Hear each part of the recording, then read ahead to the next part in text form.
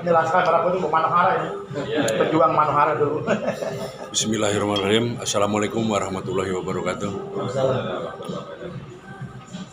Yang terhormat, berterima kasih ini ke Pak Haji Jajuli ya, karena tanpa beliau saya tidak akan ada di sini, ya kan. Yang kedua mungkin Pak Mufti, Bu Sopi, Bu Santi, yang Prof juga Bang Arwan ya. Terus puji syukur kita panjatkan kehadirat Allah Subhanahu wa taala. Ada satu kenikmatan yang sering kita lupakan, yaitu nikmat sehat ya. Kalau kita sehat, keinginannya banyak, Pak. Pingin mobil mewah, pingin ini, Pak.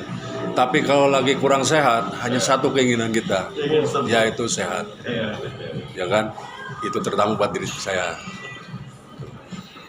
Nah, untuk menyambut masalah ini sebenarnya kita ini harusnya duluan yang ngobrol nih, Pak. Kalau bicara senior sudah ngobrol, apalagi Prof. Selesai. Habis kan, apalagi. Tapi saya cari di mana itulah saya ngomong. Tapi saya akan mencoba, Pak ya. Nama saya Kang Adung Li, Pak. Saya dari Ormas Laskar Merah Putih. Kebetulan kami ini bermitra dengan TNI Polri, Pak. Jadi masalah pilkada kita nggak ada kesulitan. Apalagi dilihat dari segi dimensi partisipasi, ya kan?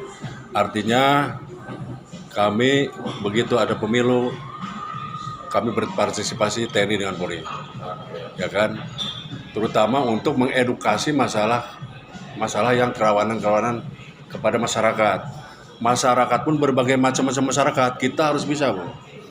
Berhubung kita nih di markas daerah punya cabang juga di 84 kota kabupaten, jadi kita tidak ada kesulitan.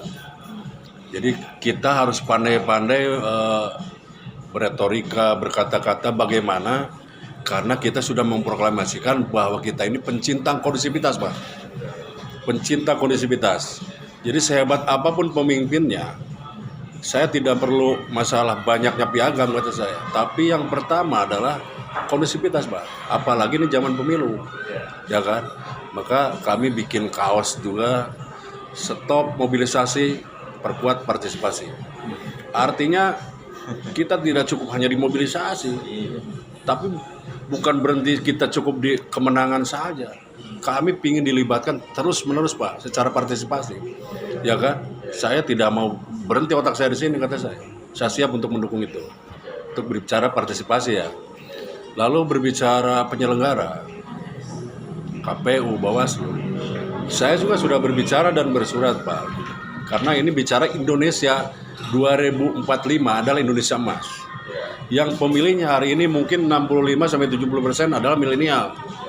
Ya, yang kemungkinan kita kayak Pak Jajuli senior kita ini di tahun 2045 kan mungkin, Pak, masih menyoblos, Pak.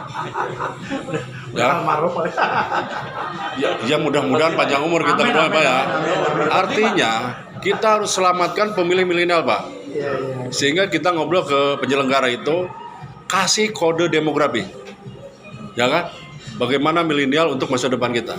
Karena diawali dari 2024 hari ini, ya kan? Artinya jangan main-main ini, KPU sebagai penyelenggara, ya kan?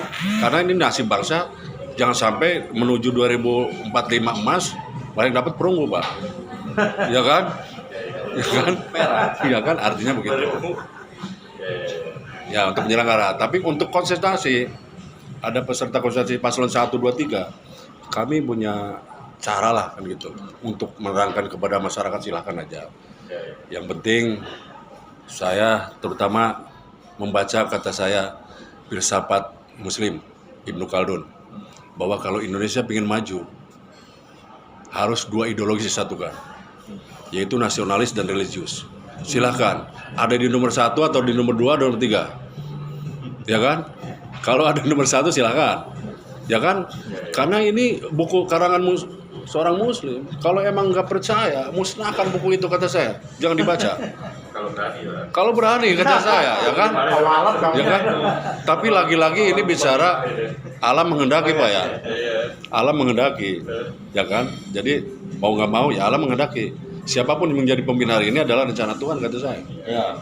Tapi mekanisme harus ditempuh, ya kan? Itu. Nah, masalah